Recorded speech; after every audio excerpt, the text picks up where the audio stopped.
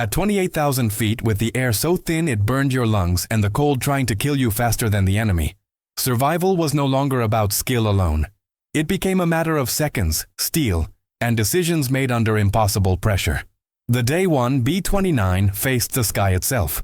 Before this story became a statistic, before it was reduced to mission reports and faded combat records, it was lived moment by men who didn't know if they would ever see land again.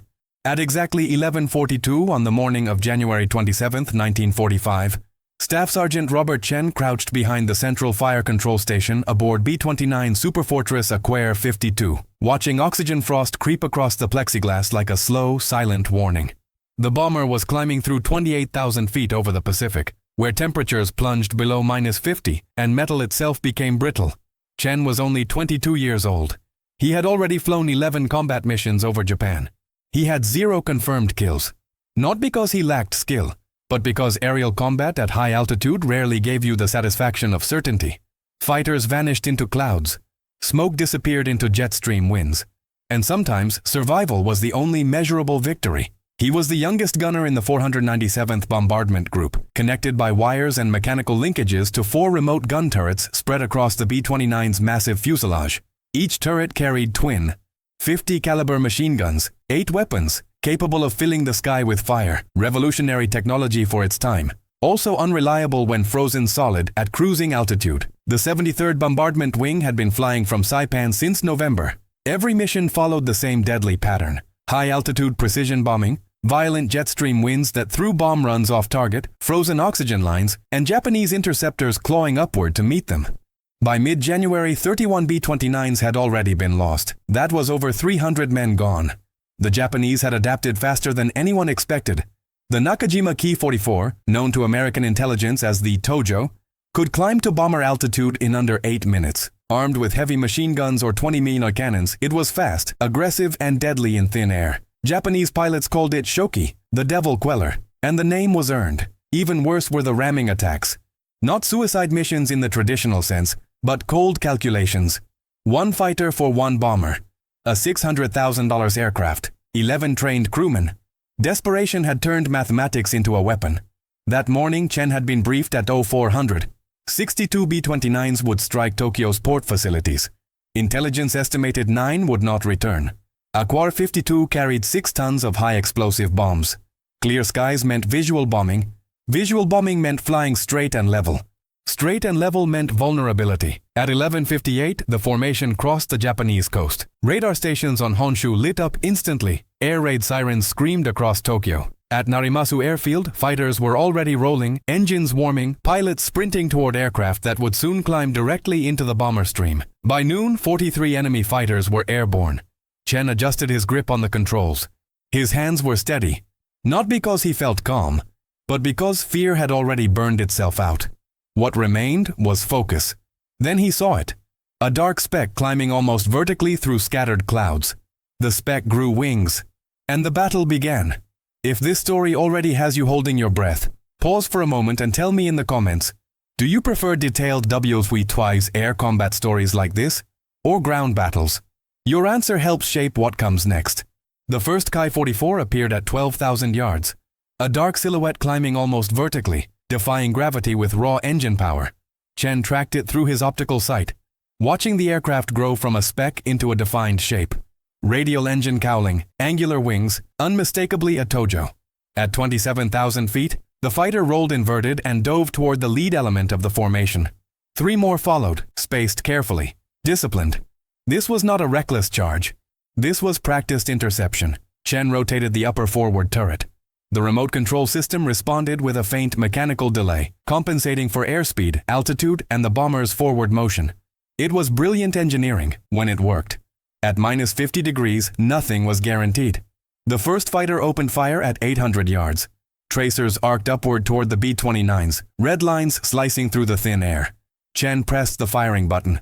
The turret came alive, hammering 50 caliber rounds at nearly 3,000 feet per second. The Ki-44 snap-rolled and disappeared beneath the formation. No visible hits. The pilot had broken off early. By 12:07, the formation was fully engaged. Fighters attacked from every direction. High side passes from 11 o'clock, diving at 400 miles per hour. Brakes left and right to escape concentrated defensive fire. Most pilots avoided point-blank range. The ramming pilots did not. A call came over the intercom. "Fighter, 2 o'clock high." Chen swung the turret. The Ki-44 was lining up a beam attack, its nose steady, its path deliberate. 700 yards. Chen led the target and fired a 3-second burst. Armor-piercing incendiary rounds stitched across the fighter's flight path. The engine exploded. Black smoke erupted from the cowling. The Ki-44 rolled inverted and fell away trailing fire. Chen's first confirmed kill. He didn't cheer. He didn't speak.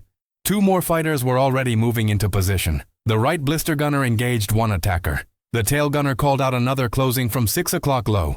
Chen slaved the lower aft turret to his controls, tracked the target, fired, and missed. The tail gunner took over, stitching rounds across the Ki-44's wing route. The aircraft shuddered, aluminum skin peeling away before it dropped into a flat spin. Second kill credited to Aquera 52. At 12:19, the formation reached the initial point for the bomb run. This was the most dangerous moment of any mission. For 6 minutes, the bombers would fly straight and level, while bombardiers synchronized their Norden bomb sights. No evasive maneuvers, no course corrections. Every fighter pilot in the sky knew it. 14 Ki-44s formed up 3,000 feet above the bomber stream. They orbited once, twice, preparing a coordinated attack meant to overwhelm defensive fire. At 12:21, they rolled in. Chen counted them through his sight. 2 diving from 10 o'clock high, 2 from 2 o'clock high. Perfect timing, textbook execution. He engaged the lead fighter.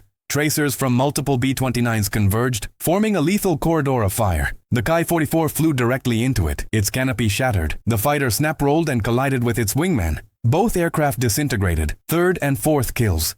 But the second pair used the chaos as cover. 2 Ki-44s were now inside 500 yards, closing fast. And one of them was not pulling away. If you're following this closely, let me know below. At this point, would you have believed the crew could still survive? Say yes or no in the comments. The Ki-44 held its line. No evasive roll, no breakaway dive, no hesitation. Chen saw the muzzle flashes but realized too late that the fighter wasn't trying to score hits. It was closing distance. This pilot had already made his decision. Impact in 4 seconds. Chen kept firing. The upper forward turret poured rounds into the Ki-44's engine cowling. Sparks erupted across the nose. Smoke began trailing from the fighter, but it continued accelerating. 300 yards? 200? At 12:22 p.m., the Ki-44 struck Aquera 52's number 3 engine. The impact sounded like a steel hammer slamming into a locomotive boiler. The fighter's propeller shredded the engine cowling. Metal screamed. The B-29 yawed violently as the number 3 prop tore free and vanished into the sky. The Ki-44's wing sheared off, its fuselage cartwheeling over the bomber before disappearing below. Warning lights exploded across the engineer's panel. Engine fire, oil pressure dropping, systems failing. The aircraft commander shut down both right-side engines and activated fire suppression. Aquera 52 was now flying on 2 engines and losing altitude. The bomber slipped out of formation, falling 300 feet per minute. Alone, damaged, perfect. 3 more Ki-44s broke from the main attack and dove toward the crippled B-29. Standard doctrine was clear. Finish damaged bombers quickly. Chen rotated the turret to meet the first attacker. He waited, forcing himself to trust the targeting computer as cannon rounds ripped through the wing. At 600 yards, he fired. The Ki-44's canopy exploded. The fighter rolled left and fell away. 5th kill. The next attacker came from 5 o'clock level. The tail gunner engaged, firing until his guns went silent. Ammunition exhausted. Chen slaved the lower aft turret, fighting sluggish controls as hydraulic pressure drained away. He fired a short burst. The Ki-44's wing folded upward. 6th kill. Then came the 3rd. 3 o'clock high. 300 yards. Wings level. Guns silent. No ammunition left. A second ramming attack. The right blister gunner fired. Rounds sparked across the engine. The fighter did not deviate. Chen swung the turret hard right. Mechanical stopped screaming. He fired, missed, fired again. Hits stitched across the fuselage, but the Ki-44 held course. 100 yards, 50. The fighter struck Aquera 52's number 1 engine. The propeller disintegrated. Shrapnel ripped through the wing. Fuel sprayed into the slipstream. The Ki-44 broke in half, its cockpit section smashing into the left wing, tearing a 6-foot hole in the leading edge. Now Aquera 52 had 1 functioning engine. Altitude bled away. Airspeed dropped. Hydraulics failed. Fuel leaked. 12 more Japanese fighters were forming for another wave. Inside the gun station, the temperature plunged to -62. Chen's oxygen mask froze to his face. Ice crystals covered the site. He scraped them away with a gloved thumb. The enemy regrouped. Wolfpack tactics. 3 groups of 4. Against a healthy bomber, it was dangerous. Against a crippled one, it was an execution. Before continuing, take a second and comment. Do you think the worst moment was already over? Or was it still ahead? Your instinct matters here. The first group of 4 Ki-44s dove from 12 o'clock high. Chen engaged the lead fighter at 900 yards, fighting sluggish turret response as hydraulic pressure fell below 30%. He fired anyway. Tracers arced upward. The Ki-44 jinked right. Chen adjusted and fired again. The second burst tore into the fighter's left wing. Fabric peeled away. The wing folded. The aircraft snap-rolled and vanished into the clouds below. 7th kill. The remaining 3 pressed their attack. They opened fire simultaneously at 600 yards. Cannon rounds tore into the bombardier's compartment. Plexiglass shattered. Arctic air screamed through the fuselage. The bombardier was killed instantly. Chen didn't look back. The targeting computer was dead now. Hydraulic failure had taken it offline. He aimed manually. No assistance, no correction, only instinct built from 11 missions. He fired low, corrected, fired again. The Ki-44 broke left, trailing smoke. Probable kill. Another fighter dove nearly vertical, 400 yards out. Chen fired a long burst. The gun barrels overheated despite the cold. Tracers walked across the sky. Hits peppered the engine cowling. The propeller stopped. The fighter dropped past the wing and vanished. 8th confirmed kill. A 4th attacker swept in from 9 o'clock level. The left blister gunner engaged. The Ki-44 closed to 300 yards and fired a long cannon burst. Control cables snapped. The rudder jammed hard left. The aircraft yawed violently. The commander fought the controls, cutting power on the remaining engine to stabilize the aircraft. Chen slaved the lower turret, but it stopped cold. Complete hydraulic failure. The tail gunner fired mechanically operated guns. No hydraulics required. His burst tore the fighter's tail apart. 9th kill. The second wave was already inbound. Aquare 52 was descending through 14,000 feet. Airspeed was critical. One engine could not maintain altitude. Ammunition was nearly gone. Chen had 15 rounds left in the upper turret. 4 fighters split into 2 pairs. Chen tracked the lead aircraft. 700 yards. He fired all 15 rounds in one sustained burst. The tracers converged, the engine disintegrated. 10th kill. The guns clicked empty. Chen scrambled through the connecting tunnel to the rear. The right blister gunner was wounded, unable to fight. Chen took the position. Manual controls. No power assist. The next Ki-44 opened fire at 400 yards. Cannon rounds punched through the wing. Chen fired. The burst shattered the cockpit. 11th kill. The tail gunner engaged another attacker with his last ammunition. The fighter fell away trailing smoke. 12th kill. The final attacker pressed in from an angle Chen couldn't cover. The left blister gunner fired his last rounds. The Ki-44's wing failed under stress. 13th kill. Then the sky went quiet. No gunfire, no tracers. 4 more Ki-44s formed up behind the bomber. No diving attack, no gunfire. They were lining up for ramming. Chen looked at his empty guns. 4 fighters. 0 bullets. If you're still with this story, let me know. What do you think ends this battle? Fire, failure, or something else entirely? Drop your thought below.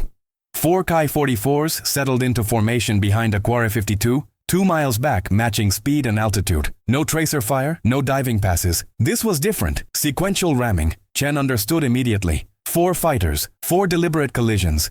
Even one successful impact would finish the bomber. He braced himself against the blister frame. There were no bullets left. No defensive systems functioning. Only metal, gravity, and time. The lead fighter accelerated. Half a mile. Chen could see details now. The dark green camouflage, the red Hinomaru, the yellow propeller spinner marking the 47th Sentai. The nose was aligned with the bomber's vertical stabilizer. Impact in 15 seconds. Then black smoke poured from the Ki-44's engine. Not from gunfire. Mechanical failure. The propeller stopped. The fighter lost speed, fell away beneath the tail, its ramming attack aborted by its own engine's limits. Later intelligence would confirm it crashed into the Pacific. 14th kill. No gunner fired a shot. The remaining 3 fighters broke off. Fuel state was critical. The battle was over, but survival was not. Aquare 52 was still airborne, on one engine with structural damage, failing hydraulics, and insufficient fuel to reach Saipan. The damage report was devastating. 2 engines destroyed, 1 shut down, 1 overheating, wings compromised, rudder jammed, 2 crewmen dead, 1 critically wounded. Distance to Saipan, 1,512 miles. Fuel endurance, 9 hours. Time required, 11. The numbers didn't work. The flight engineer proposed restarting the damaged engine. It would destroy itself within 30 minutes, but 30 minutes might change everything. The commander approved. The engine coughed, ran rough, then produced thrust. Airspeed increased. Descent slowed. For a brief window, hope returned. 28 minutes later, the engine seized. Back to 1. Weight was jettisoned. Systems shut down. Heat cut. The bomber became an icy shell drifting across the Pacific. Chen wrapped his own heated flight suit liner around the wounded gunner to keep him alive. Morphine was frozen solid. There was nothing else he could do. At 2,000 hours, the gunner died. Chen stayed with him anyway. Fuel dwindled. The final engine ran beyond its limits, temperatures deep in the red.